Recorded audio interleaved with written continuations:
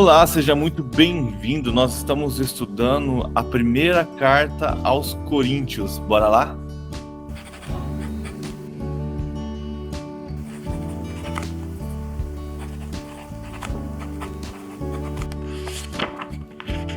A Ti, Senhor, nós somos gratos porque o Senhor é bom.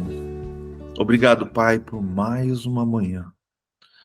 Obrigado, Senhor, por mais uma oportunidade de juntos podermos estudar a Tua palavra, de juntos podermos ler as Tuas Escrituras, de juntos podermos estar aprendendo mais sobre Ti.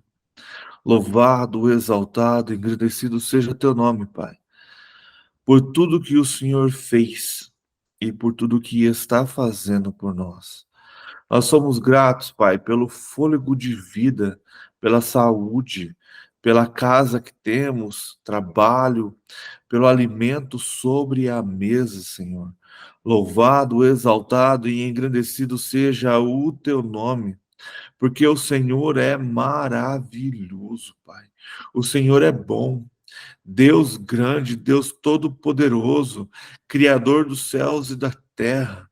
Santo, santo, santo é o Senhor, e não há outro além de ti. Não há outro, Senhor, digno de receber todo louvor, toda glória, toda honra, todo poder, toda majestade. Só o Senhor é digno de ser honrado, exaltado, engrandecido. Maravilhoso conselheiro, Pai da eternidade, príncipe da paz. Nós louvamos, exaltamos e engrandecemos ao Senhor, porque só o Senhor é bom, só o Senhor é santo, só o Senhor é digno. Toda honra, toda glória seja dadas a Ti, Senhor.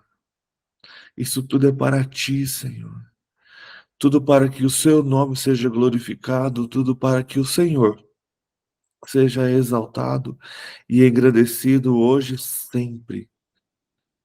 Espírito Santo, vem nesta manhã e ministra aos nossos corações. Transborda da tua palavra, transborda sobre as nossas vidas. Enche-nos do teu poder. Derrama sobre nós, conforme a tua vontade, o teu querer, os teus dons.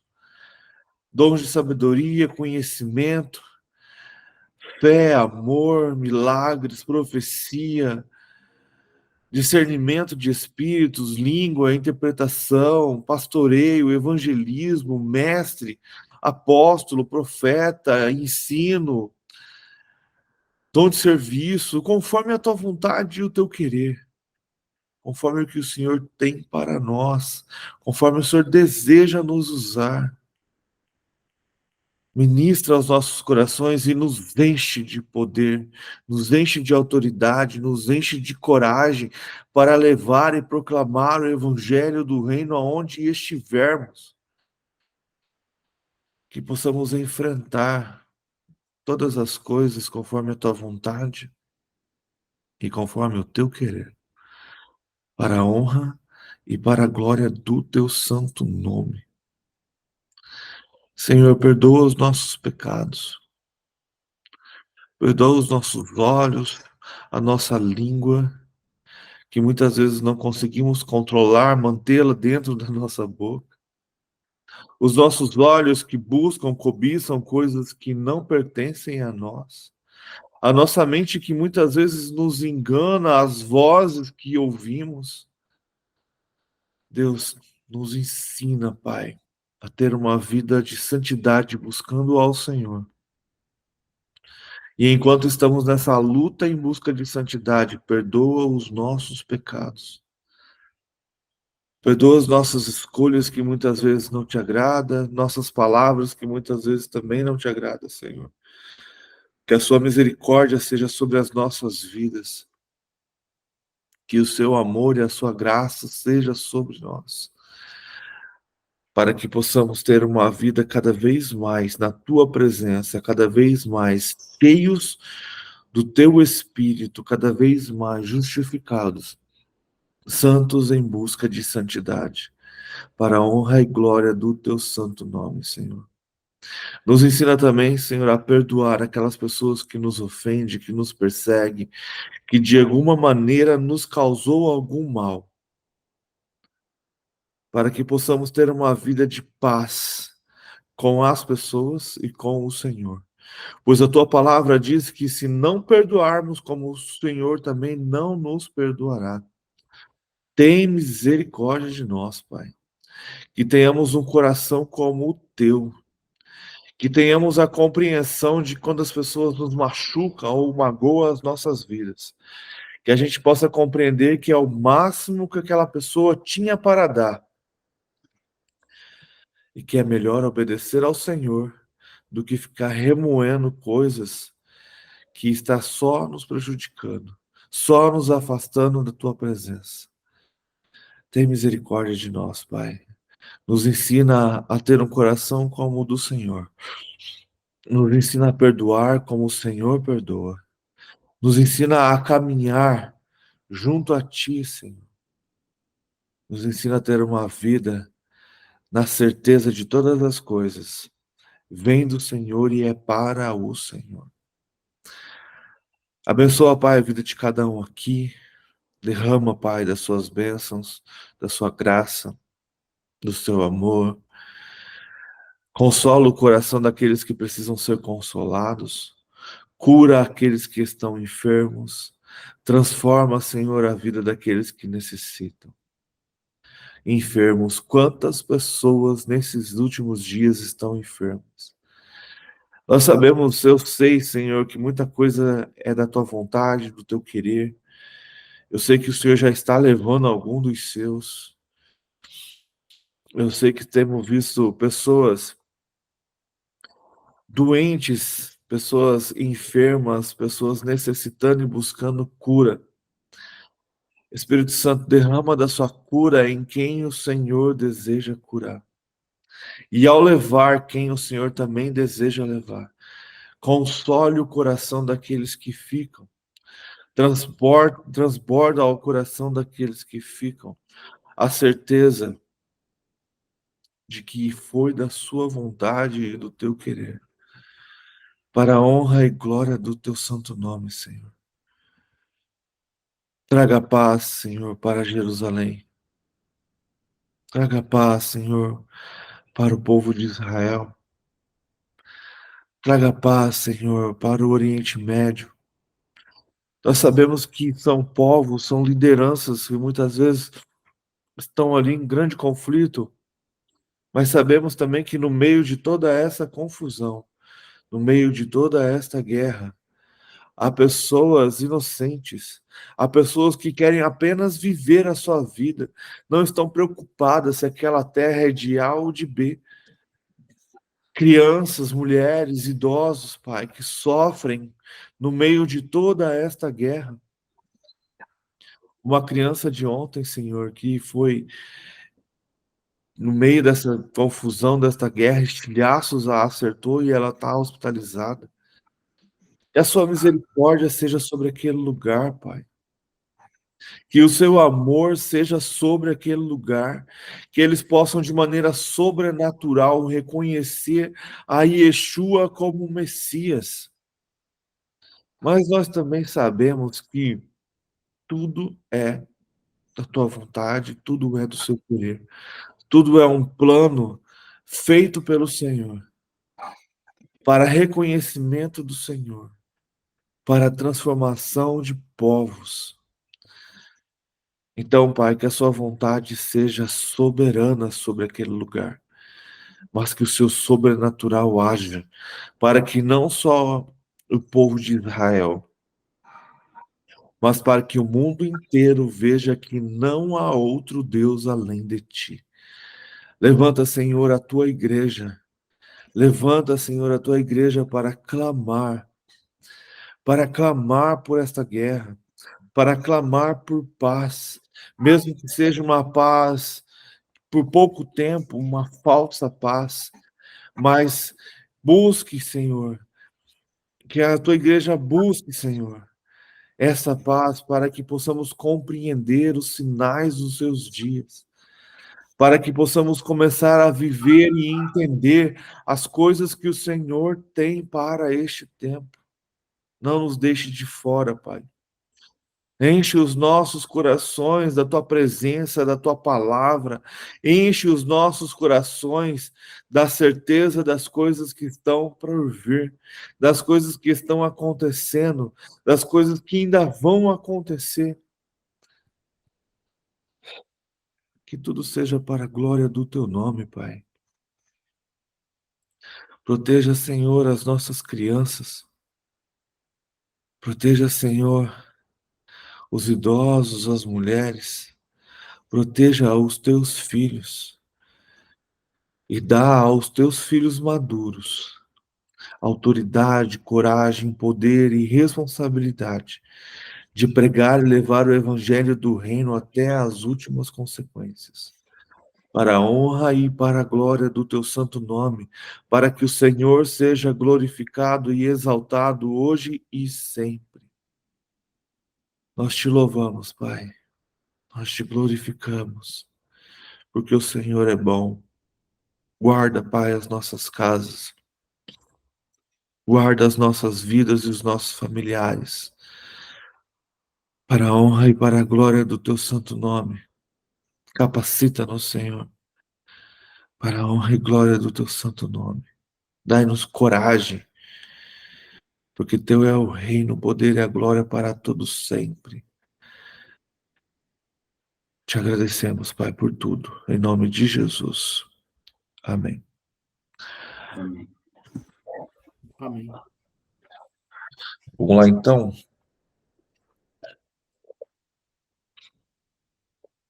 Então, a gente está lendo as cartas de Paulo aos Coríntios. A gente já leu alguns momentos, a gente já sabe em que momento essas cartas foram escritas. Essas cartas de Paulo estava em viagem missionária, estava na sua terceira viagem missionária, quando escreveu as cartas aos Coríntios. Então a gente sabe que essa primeira carta aos Coríntios não é a primeira, na verdade, ela é a segunda carta que Paulo manda aos Coríntios. A maioria das cartas e epístolas escritas por Paulo e pelos outros apóstolos é para resolver algum problema, é para trazer uma complementação daquele ensino que foi dado ali, presencial.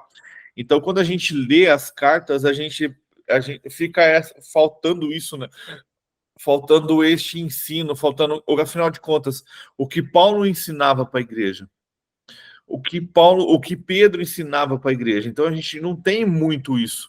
Então, a gente começa através das cartas e das epístolas, a gente começa a tentar entender o que era transmitido pelos apóstolos na igreja apostólica, que é a primeira igreja daquele tempo. Bom dia, Fabiana.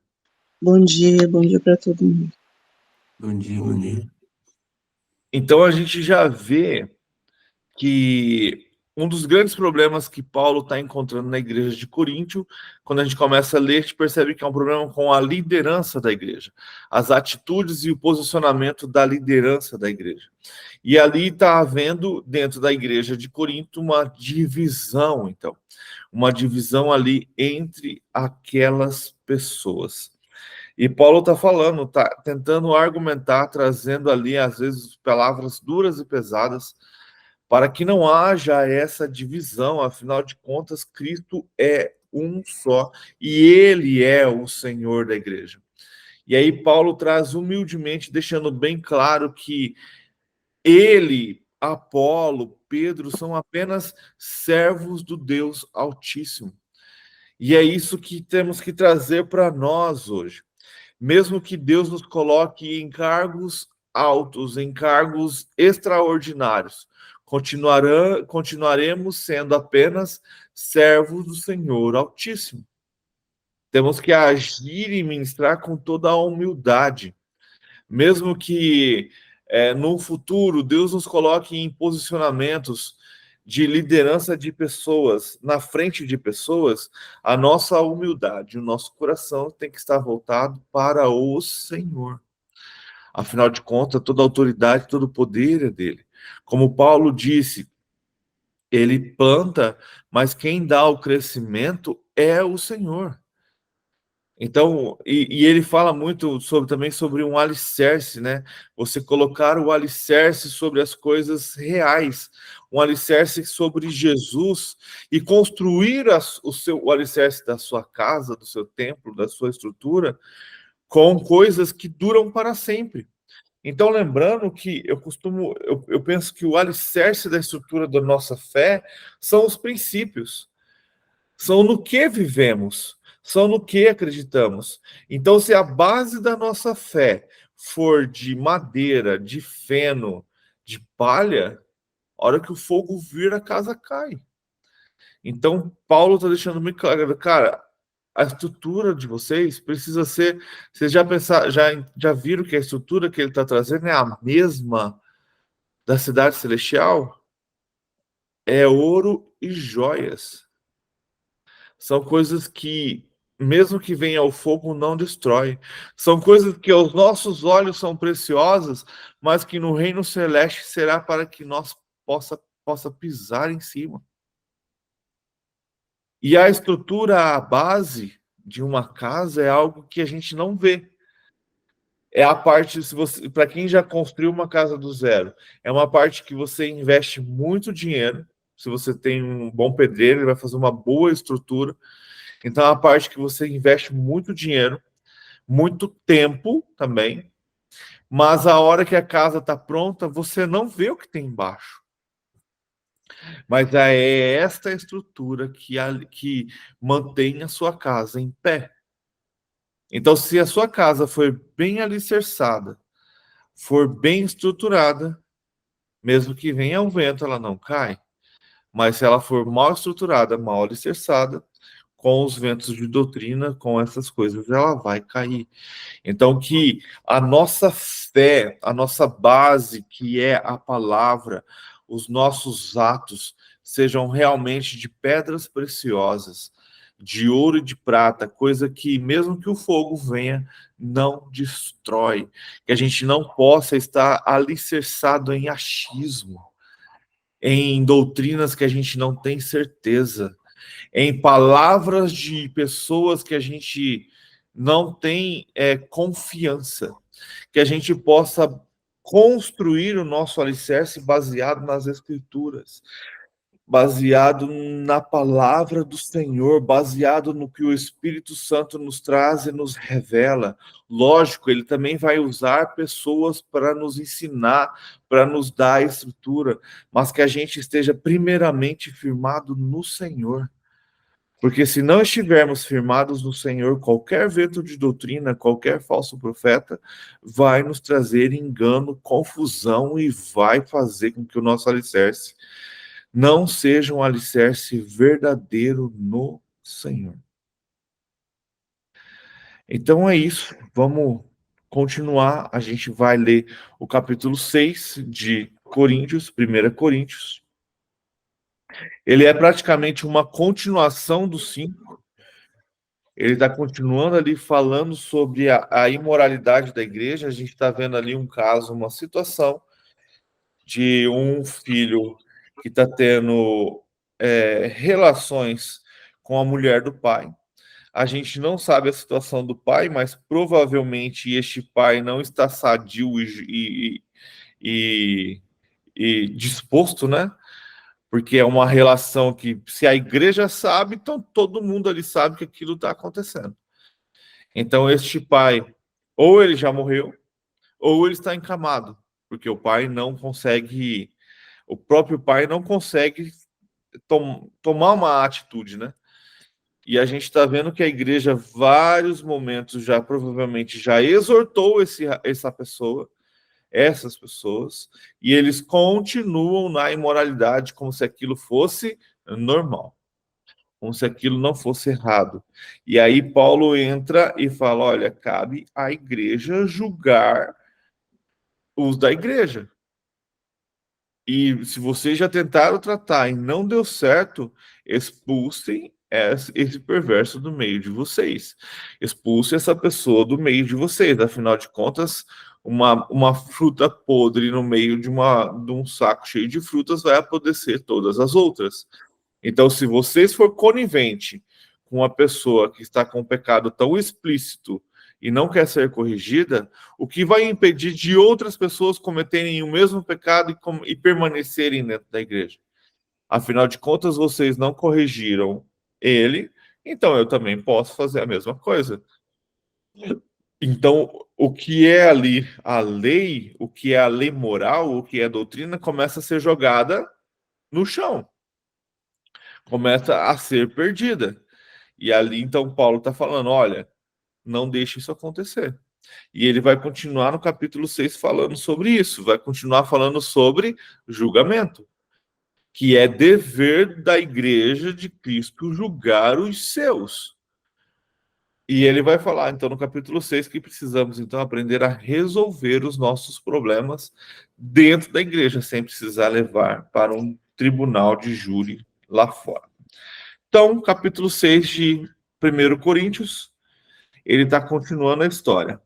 Se algum de vocês, versículo 1, se algum de vocês tem queixa contra outro irmão, que ousa apresentar a causa para hão de julgar o mundo. Então, de novo, se algum de vocês tem queixa contra outro irmão, como ousa apresentar a causa para hão de julgar o mundo? Se vocês hão de julgar o mundo, acaso não é capaz de julgar a causa de menor importância? Vocês não sabem que haveremos de julgar os anjos? Quanto mais as coisas desta vida. Portanto, se vocês têm questão relativa às coisas desta vida, designem para juízes os que são da igreja. Não, vamos lá. Designem para juízes os que são da igreja, mesmo que sejam os menos importantes. Digo isso para envergonhá-los. Acaso não há entre vocês alguém suficientemente sábio para julgar uma causa entre irmãos? Mas ao invés disso, o irmão vai ao tribunal contra outro irmão, e isso diante de descrentes. Então, pelo que eu entendi, Paulo está fazendo situações do que está acontecendo. Os irmãos estão levando ao tribunal do mundo, a um tribunal de não irmãos, causas que alguém dentro da igreja mais sábio poderia resolver. Então, pequenas coisas, pequenas discussões, está sendo levado a um júri, a um tribunal. E Paulo está falando, cara, nós vamos julgar os anjos. Então, você acha que não é possível dentro da igreja não ser julgado e resolver a sua causa? A não ser que não haja acordo de nenhum dos dois lados, é uma coisa.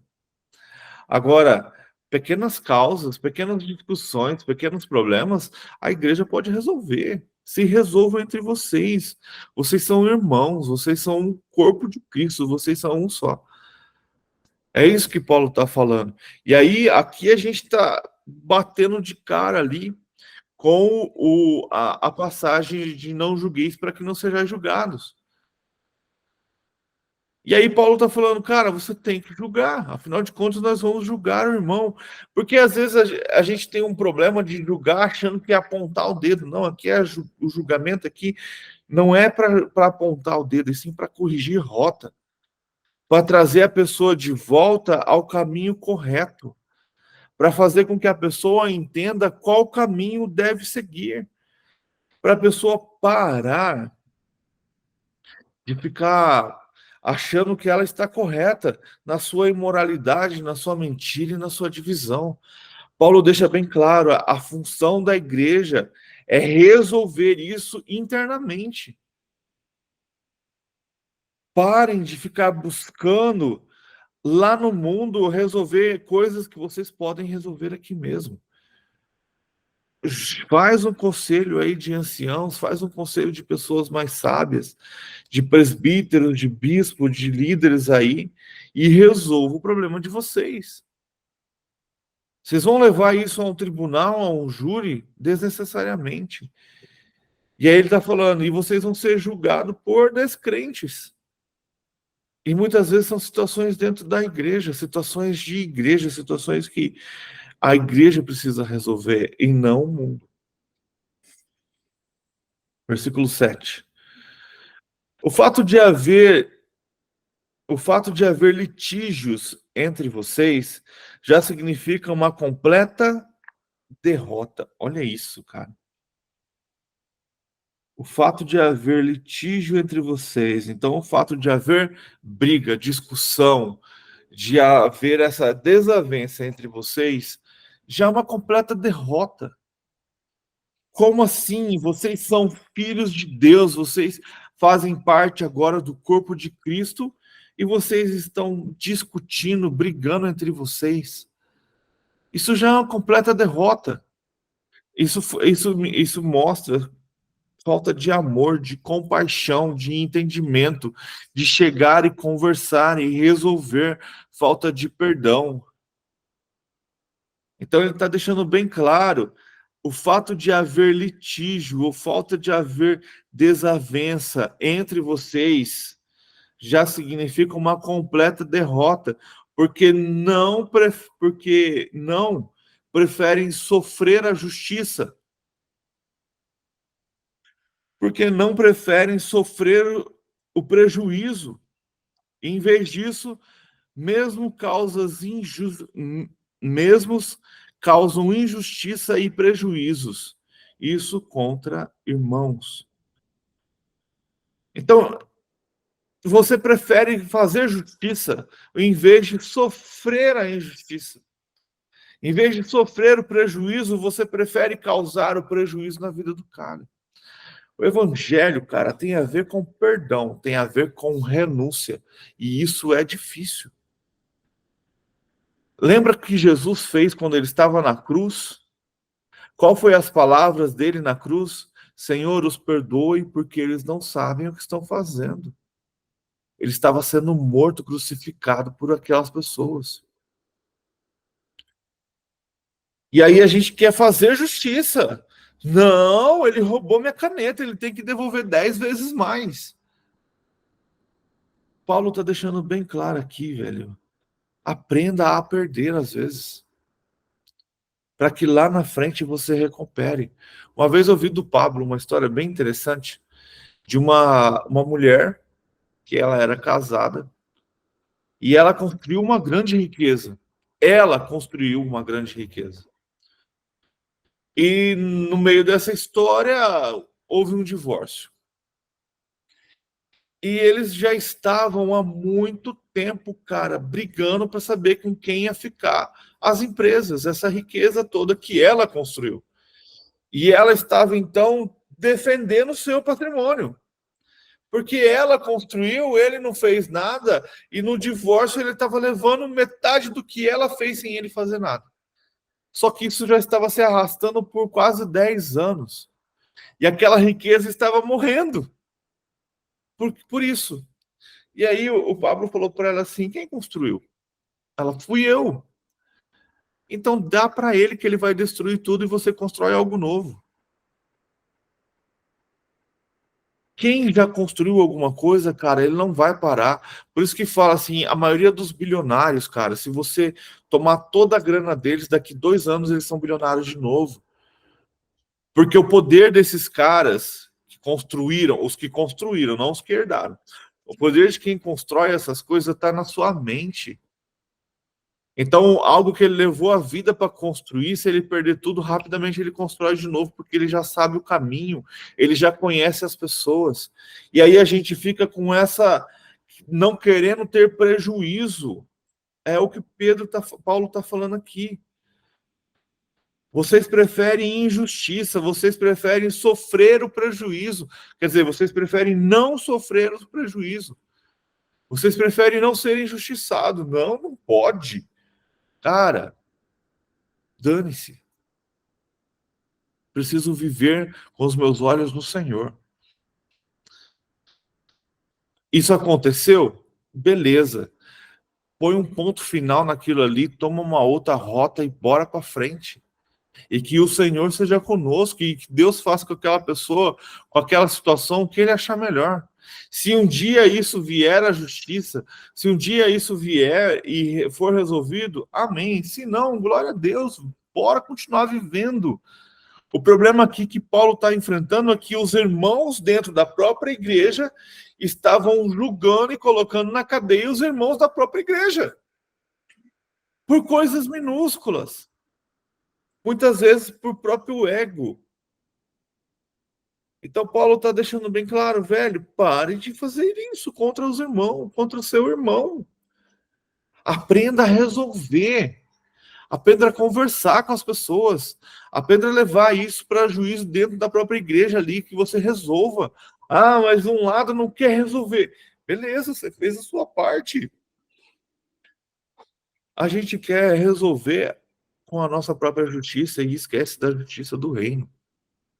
Esquece da justiça eterna.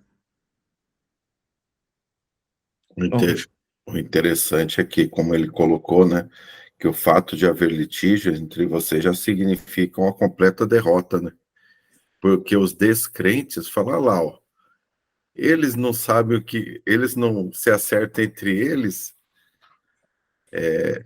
e aí com isso é aquela situação, né? O que as pessoas acabam vendo e levando e entendendo, vamos dizer assim, o que é a religião, né? Que aí os de fora falam assim, isso aí olha lá, eles mesmos têm problemas, então não acredito nisso aí, né? Não, e Jesus prega o amor, né, cara? Jesus prega perdão, Jesus prega restauração. E aí você tem dentro da igreja as pessoas arrastando os outros para diante de um juiz pagão. Para resolver contendas que você poderia resolver com uma conversa. Então Paulo está falando, cara, isso é vergonha. Isso é uma derrota dentro da igreja. Isso não pode haver. 9. Vocês não sabem que os perversos não herdarão o reino de Deus? Olha só. Paulo questionando. Cara, se você está fazendo isso por maldade, larga a mão. É o que eu acabei de falar. A gente está preocupado com a nossa justiça aqui na terra. A gente tem que lembrar que existe um reino. Se a gente acredita verdadeiramente na palavra, se a gente acredita verdadeiramente no nosso futuro eterno com Cristo Jesus, a gente vai ficar aqui sendo perversos, causando essa maldade, essas coisas aos irmãos, fazendo essas coisas que Deus não se agrada.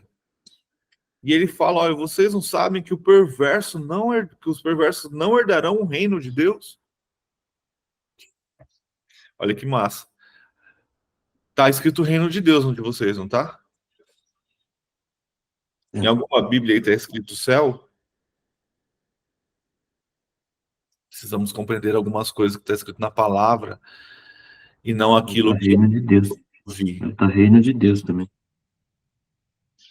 Muitas vezes a gente fica preso no que ouvimos, mas não buscamos na palavra. Nós herdaremos o reino de Deus. Nós seremos rei junto com Cristo Jesus. Mas para isso a gente precisa entender a justiça do céu, a justiça do Senhor. Então vocês não sabem que os perversos não herdarão o reino de Deus? Não se deixe enganar. Nem imorais, nem idólatras, nem adúlteros, nem homossexuais passivos ou ativos, nem ladrões, nem avarentos, nem alcoólatras, nem caluniadores, nem trapaceiros herdarão o reino de Deus. Assim foram alguns de vocês.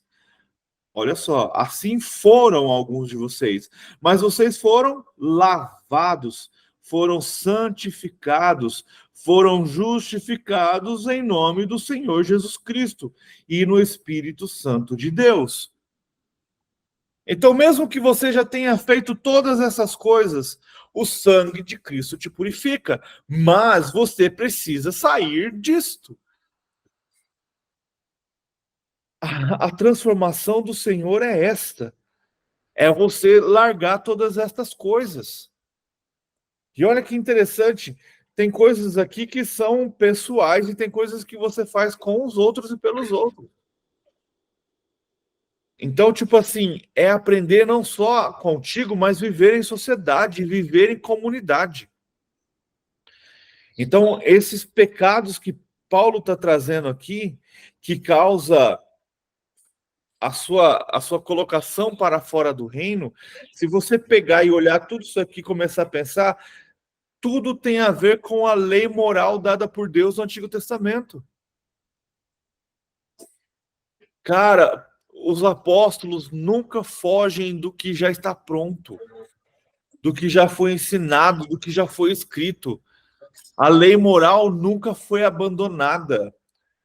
E aí ele fala, então, cara, só que mesmo que vocês já tenham feito todas estas coisas, vocês foram justificados pelo nome de Jesus Cristo. Vocês já foram santificados, purificados e lavados. Uma vez a gente já discutiu sobre isso. Vocês foram arrancados do lamaçal do pecado. Foram lavados, justificados. Vocês vão querer pular de novo na lama? Vocês já estão de vestes brancas. Vocês querem entrar de novo na lama? E toda vez que você entra, você se suja, você precisa ser lavado de novo. E se a gente parar para pensar, é a mesma coisa da gente estar crucificando de novo o Senhor. A gente leu em Hebreus, as pessoas que permanecem repetidamente fazendo o mesmo pecado, sabendo que aquilo é errado, sendo colocado, sendo instruído por pessoas, mas ela quer permanecer naquele pecado, é a mesma coisa de colocar Cristo na cruz de novo. Isso não é aceito. Jesus fala, ali em Hebreus fala, ele não vai voltar para a cruz. Isso é pecado contra o Espírito Santo. Isso é uma ofensa ao que Jesus já fez. Nós temos que dar glórias ao Senhor por sua misericórdia, pelo seu paz, pelo seu amor, que transcende todo o entendimento, porque ele, mesmo a gente fazendo essas coisas, se lá no final de nossa vida houver arrependimento verdadeiro de nosso coração, ele vai nos perdoar.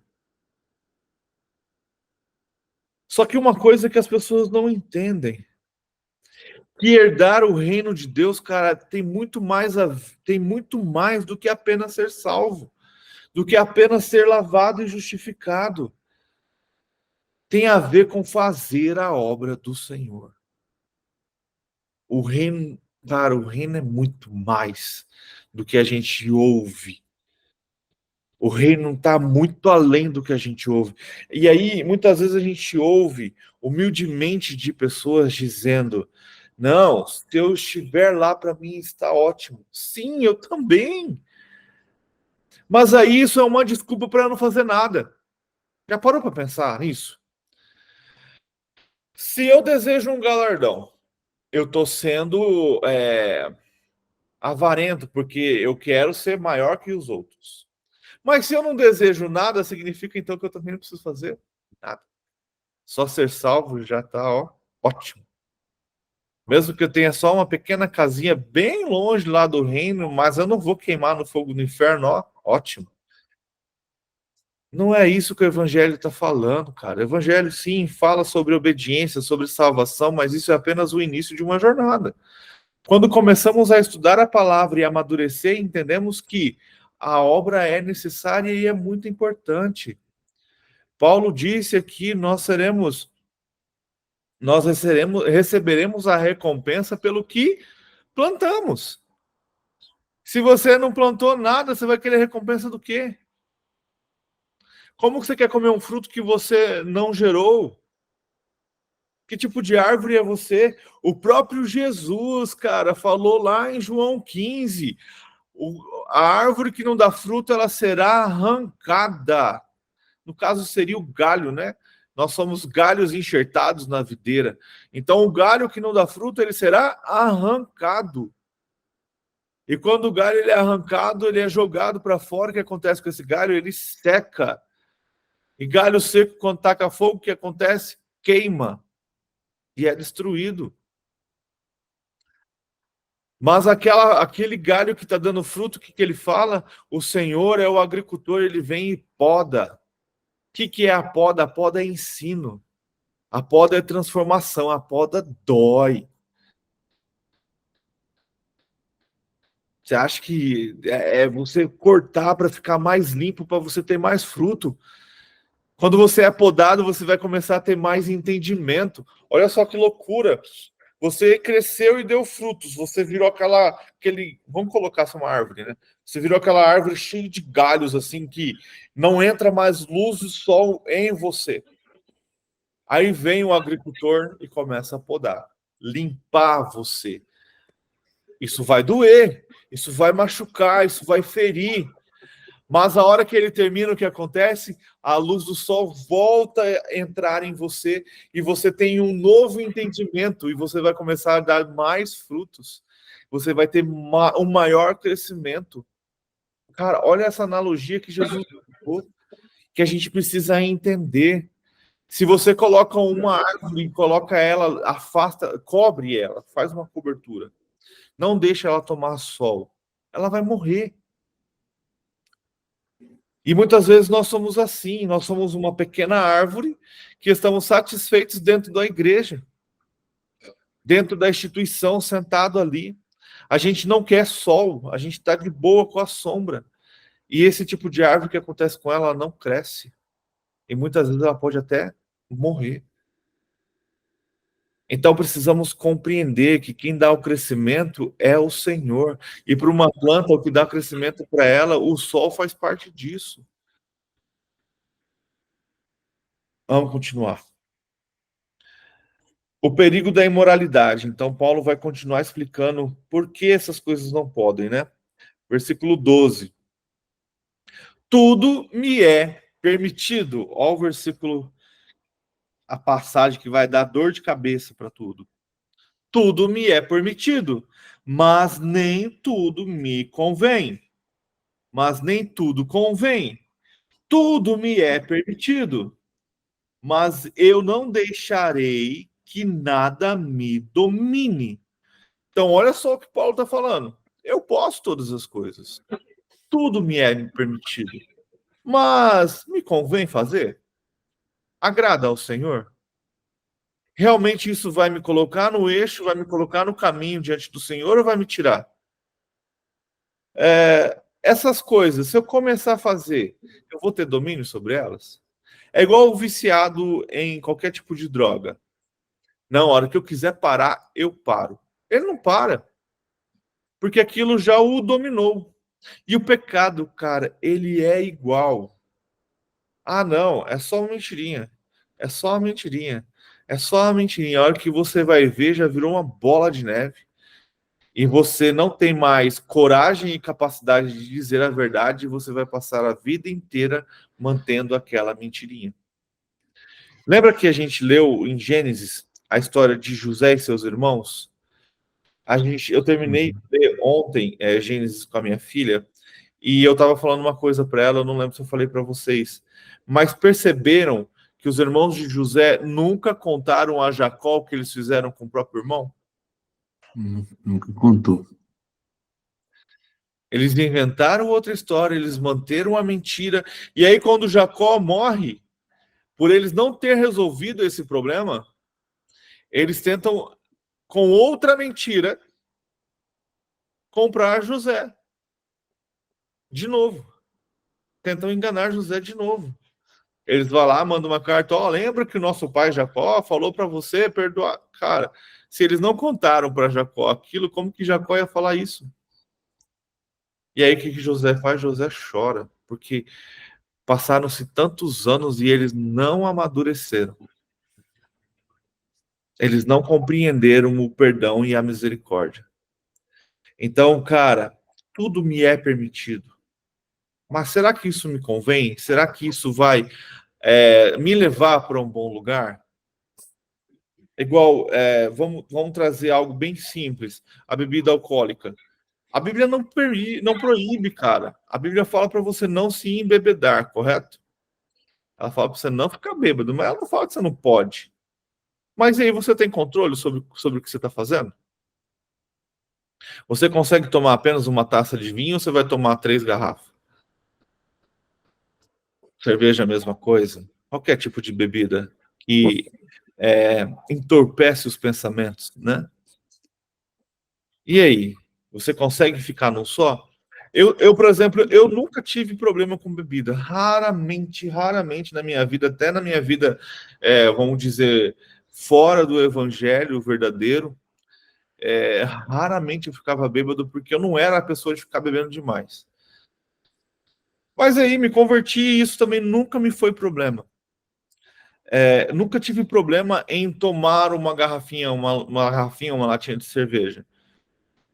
Mas eu fiz uma escolha há 2 anos. Falei, cara, eu quero experimentar o Espírito Santo. Eu quero algo a mais. E isso é um preço que eu preciso pagar. Isso é um preço que eu preciso pagar. E isso vai servir de testemunho para mim, porque eu estou conseguindo, como Paulo falou aqui, pegar algo que podia me dominar e eu domino sobre aquilo. E estou sendo testemunho para as pessoas ao meu redor, estou sendo testemunho para minha filha, estou sendo testemunho para aquelas pessoas com quem eu também tomava isso, porque já não tomo mais. É pecado, Éder? Não vejo dessa forma. Pecado é embebedar-se. Mas aonde eu quero chegar? Qual o nível de proximidade do Senhor eu quero? Eu quero viver o sobrenatural. Eu quero estar cheio do Espírito.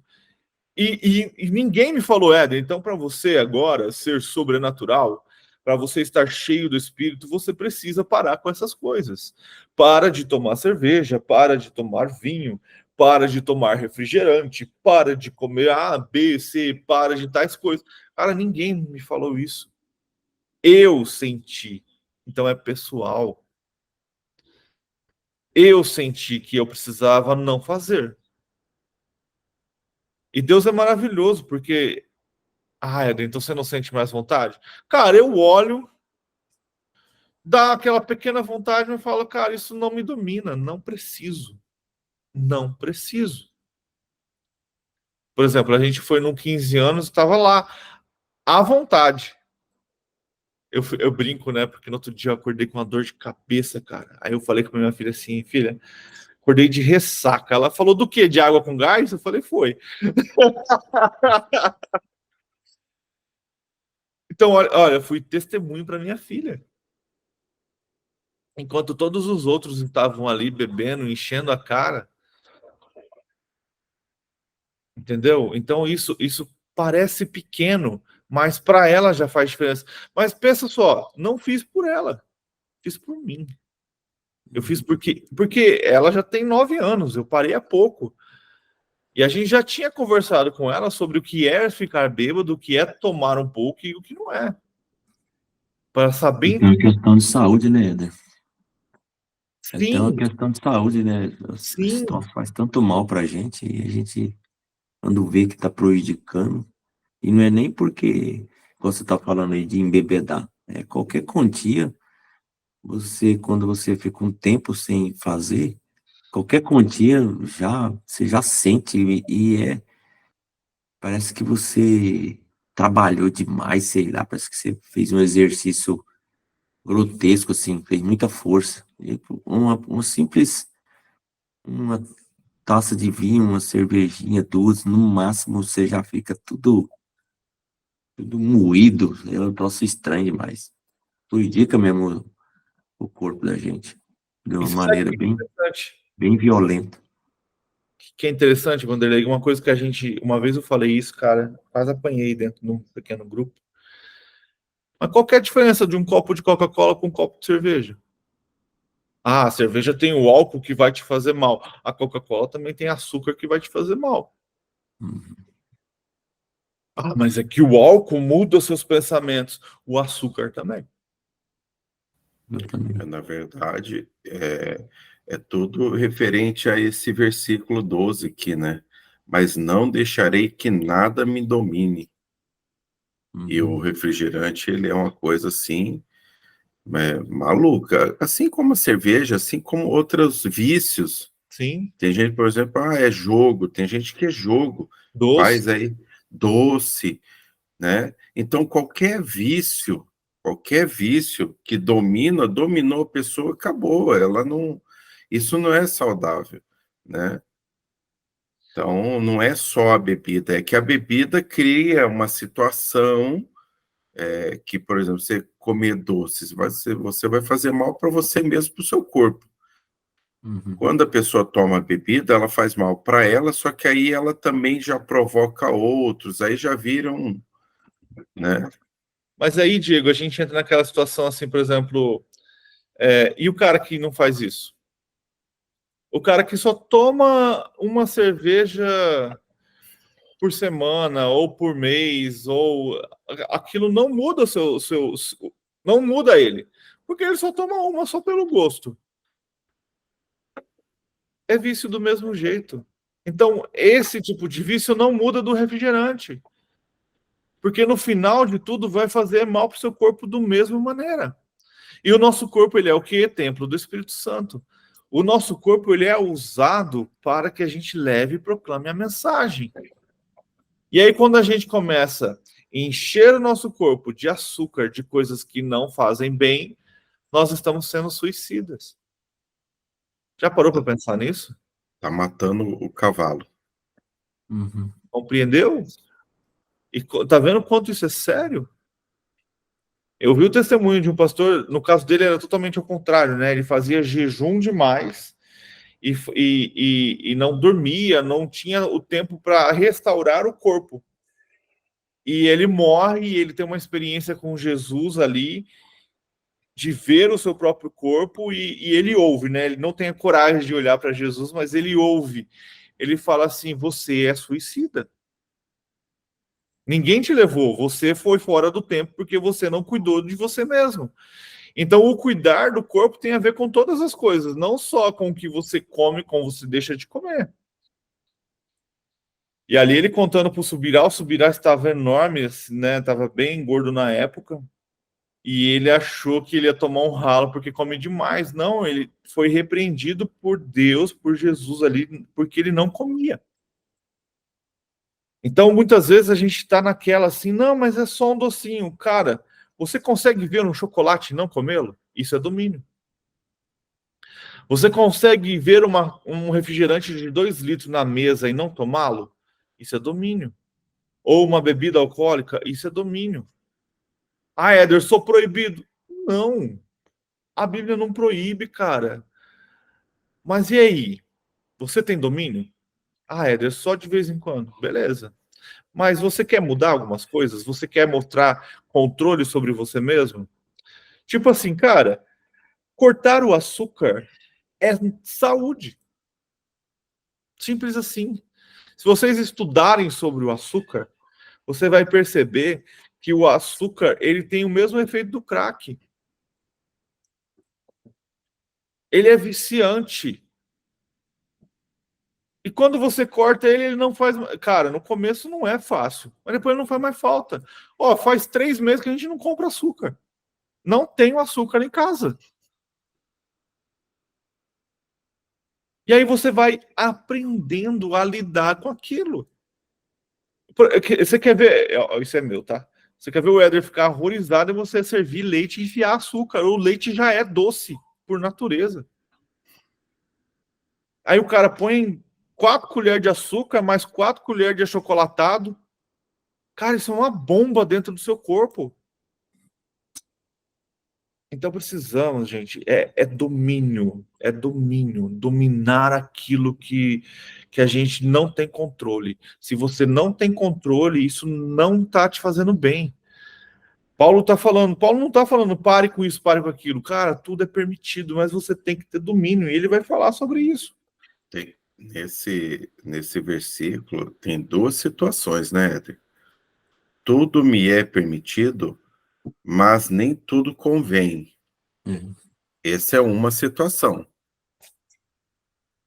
E a outra situação é: tudo me é permitido, mas não deixarei que nada me domine, que é esse caso que a gente está falando. O que não convém é aquilo que a gente já falou, que nós já fomos resgatados do poço de lama, colocamos vestes brancas, foi colocado vestes brancas, e não é para a gente voltar para aquela imundície. Uhum. Isso não convém, né? Mas não é proibido, não é proibido. Você não é um... Não Você vai não... aparecer um anjo na sua frente, pare e não faça isso. Isso, Vai. não vai. Mas não convém. E aí as outras coisas que a gente não se suja, né? Não se suja, como comer um açúcar, não sei o quê, e tal, tal, tal, mas aí você está sujando porque você está deixando o domínio delas sobre você. Então, são duas situações aí, e que a gente tem que estar atento às duas situações.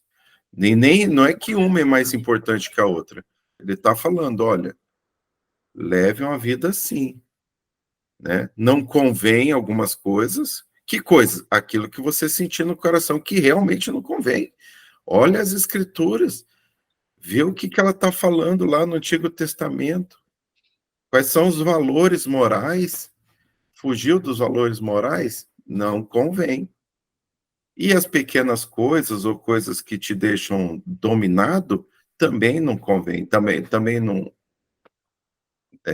é bom. Não, e aqui ele está deixando claro sobre o que não convém, essa parte de você. Ele está falando sobre imoralidade.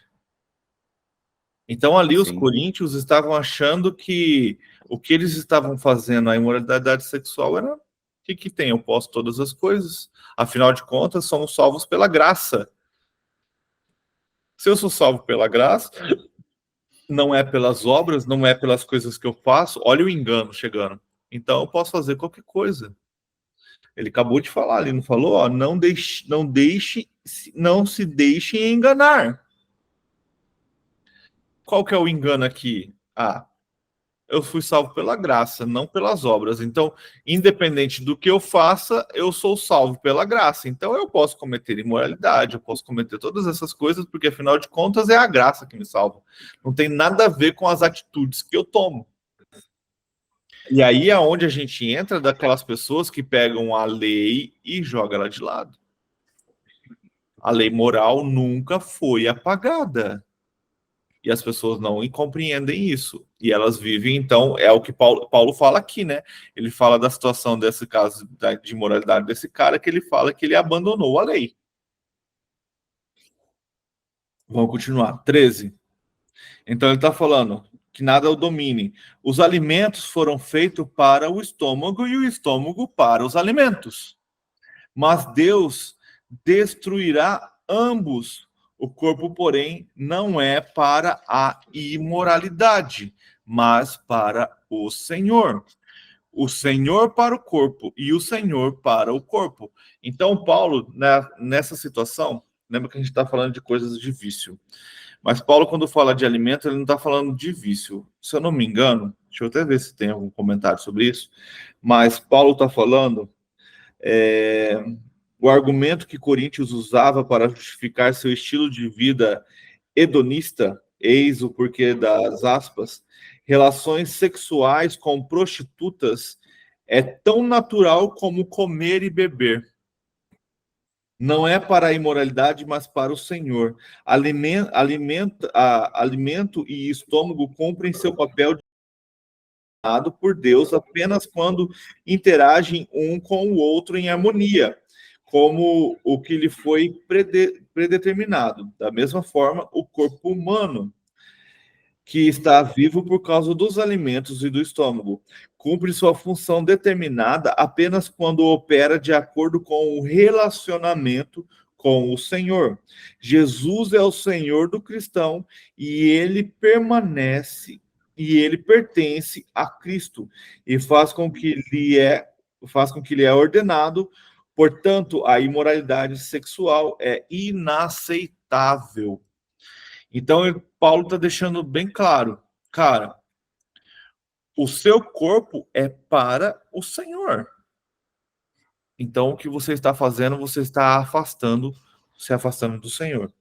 E o que você come, a gente tem alguns problemas nessa região e nessa área, era aquele pensamento, podemos ou não comer coisas sacrificadas a ídolos, né? E aí, Paulo, cara, o que vai para o seu estômago é para o seu estômago, é para o seu alimento. Mas o que você está fazendo com o seu corpo, aí ele está falando sobre imoralidade sexual, e isso está atrapalhando o seu desenvolvimento no espírito. E aí a gente veio falando sobre o que domina. Então, o que acontece? Com o tempo, muitas coisas foram criadas que se tornaram vícios. Cara, eu não sei se vocês sabem, mas busca estudar. Tem um produto dentro da Coca-Cola que faz você desejar continuar tomando. Ela causa duas sensações. Quem gosta de tomar ainda, preste atenção nisso. Se você está com sede, ela mata a sua sede e logo te dá mais sede. E aí, enquanto você não vê o fim, você não para de tomar. Não é igual água que você tomou, passou a sede, você não vai querer ficar. Você não fica tomando água toda hora. Agora, se você põe um refrigerante na sua frente, você, enquanto ele não acaba, você está tomando. Por quê? Porque tem um produto ali dentro que foi feito para viciar você, para que você não pare de tomar. Então, precisamos tomar cuidado com isso. Vamos continuar. 14. Por seu poder, Deus ressuscitou o Senhor e também nos ressuscitará. Uma das grandes lutas da igreja daquele tempo era isso, tá? Existiam heresias dentro das igrejas de que Jesus não havia ressuscitado e de que, na verdade, nós não ressuscitaríamos depois. Então, um dos problemas que precisavam ser lutados naquele tempo era isso, sobre a ressurreição de Cristo. 15. Vocês não sabem que os seus corpos são membros de Cristo? Tomarei eu os membros de Cristo e os unirei a uma prostituta? De maneira nenhuma. Vocês não sabem que aquele que se une a uma prostituta é um corpo com ela? Pois, como está escrito, os dois serão uma só carne.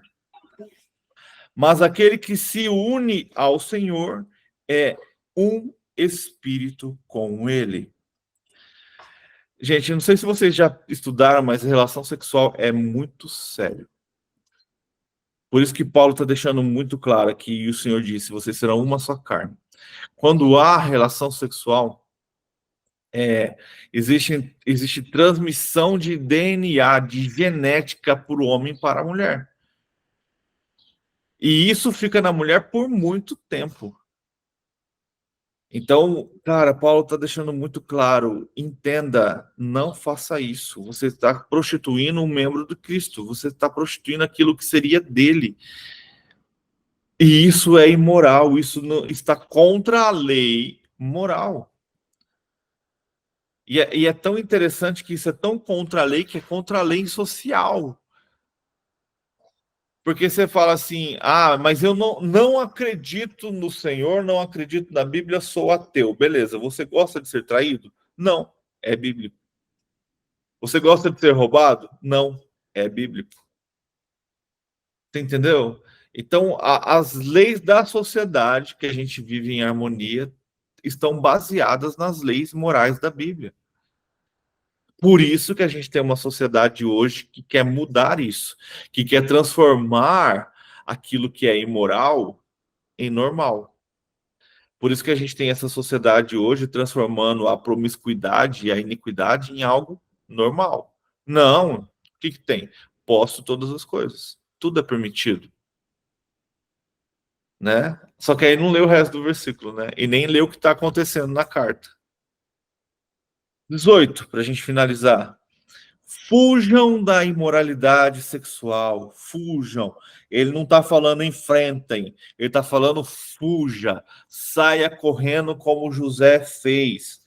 Todos os outros pecados que alguém comete fora do corpo os comete, mas quem peca sexualmente peca contra seu próprio corpo.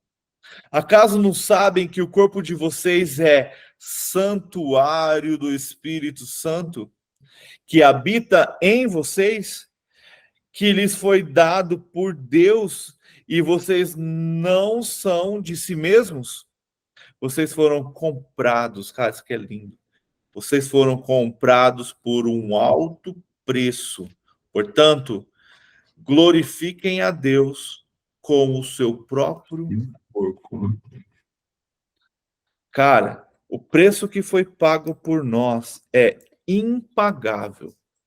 É impagável. A dívida que tínhamos com Deus é impagável. Aquela parábola que Jesus conta sobre o cara que devia 100 denários ao seu senhor, e ele clamou e o seu senhor o perdoou. 100 denários ali é uma dívida impagável em uma vida. Ele ia trabalhar, seus filhos iam trabalhar, sua família ia trabalhar, ele não ia pagar.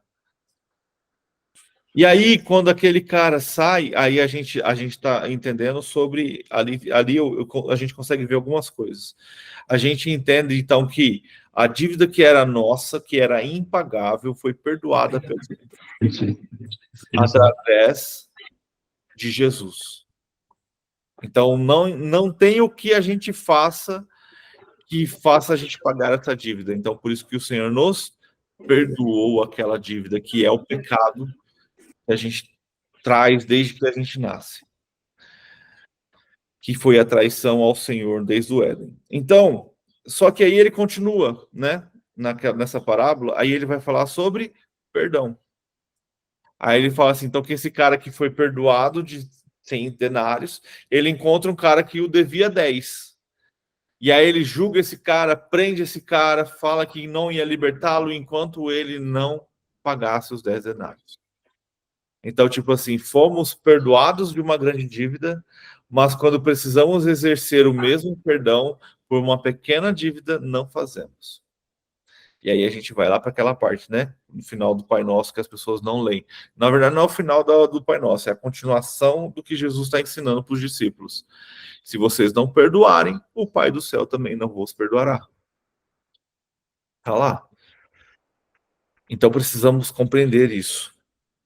Que o Senhor pagou um alto preço por nós. Pelo nosso corpo, pela nossa vida. Então somos propriedade do Senhor se nos entregamos a Ele. Para quê? Para que glorifiquem a Deus com o seu próprio corpo. Então o nosso corpo tem que ser usado para a glória de Deus. Para que estamos usando o nosso corpo? O que fazemos tem glorificado ao Senhor? É para a glória dele? É para Ele? Ou apenas fazemos por fazer? Quais têm sido nossas escolhas? O que tem nos dominado? O que tem nos colocado na frente? O que a gente tem colocado na frente do Senhor? O que damos muito mais valor do que o Senhor? A gente falou sobre comida e imoralidade, mas hoje a gente precisa compreender que os vícios e as coisas mudaram. Tudo que você coloca na frente do Senhor, o domina.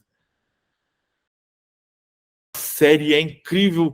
Eu não vejo a hora de passar o próximo episódio. Como assim? Tá te dominando?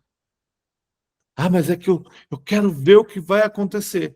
Tá, mas e o seu tempo com Deus está em pé? Você tem lido a Bíblia, orado, você tem feito seu devocional, você tem tido tempo com Deus, tem estudado, tem lido um livro?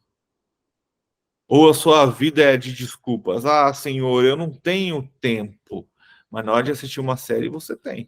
Na hora de ficar vendo videozinhos de bobeira nas redes sociais, esse tempo você tem. Cara, a gente precisa entender uma coisa que não é fácil, mas a gente não consegue esconder nada do Senhor, cara. A hora que chegarmos diante do trono de Deus, a hora que chegarmos diante do reino, a hora que chegarmos diante do Senhor, não tem mais desculpa. Não tem o que você falar. Deus sabe ver todas as coisas. Nós temos que dar glórias a Ele, louvá-lo, porque Ele nos santifica e nos perdoa dos nossos erros e pecados. Mas até quando vamos ficar dando desculpa para não buscá-lo? Para não ter intimidade com ele? Até quando a desculpa de, eu não leio a Bíblia porque eu não entendo? Isso é um engano de Satanás, cara. Você quer entender a Bíblia, vai estudar. Pede de revelação do Espírito Santo. O Espírito Santo vai falar assim para você, vai buscar de tal fulano porque eu já revelei isso para ele. Pronto. Agora a gente fica dando desculpinhas para não se aprofundar no relacionamento, na intimidade com o Senhor. Só que é uma coisa que eu conversando com um amigo uma vez, ele falou: quanto mais conhecimento, mais intimidade você tem com o Espírito, mais coisas você vai ter que fazer. E aí o que as pessoas não querem é fazer. É muito mais cômodo não fazer nada. Então é mais fácil não ter esse relacionamento. Então eu prefiro não buscar este conhecimento, porque quando chegar a minha vez, eu vou falar, mas eu não sabia. Vou tentar escapar pela falta de conhecimento, né? Mas, cara, a Bíblia está na sua mão, está na sua cara, essa desculpa não vai funcionar. Você não sabia porque você não quis, você não está sendo ignorante porque não te avisaram.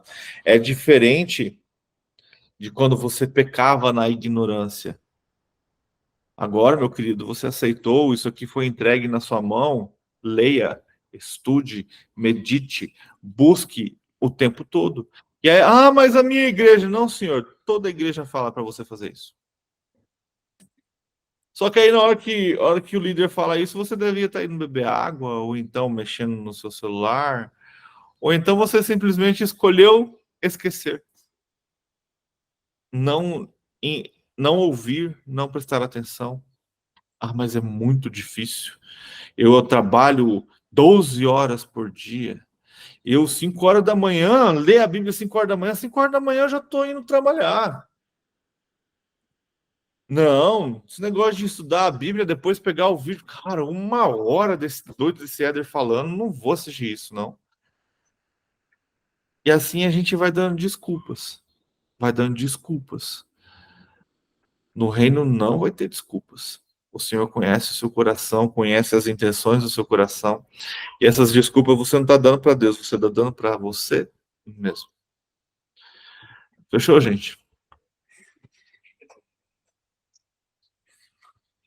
Vamos estar encerrando. Fechou. Está encerrando, orando. A gente começa a semana. Responde as perguntas lá, eu respondi quase todas já aqui, agora vocês vão acertar. Tem uma que eu acho que vocês vão errar, mas continua lá, tenta lá. Vamos estar orando então para a gente poder finalizar, começar essa semana abençoada. Para que a gente possa refletir e pensar, por que é preciso estudar, né? Por que precisamos meditar? Para que a gente tenha um certo conhecimento das coisas que Deus está fazendo por nós. Fechou? Pode ir lá, Vanderlei, para a gente, por favor? Sim. Amém. Amém. Pais, estamos aqui reunidos para agradecer, Pai, pelo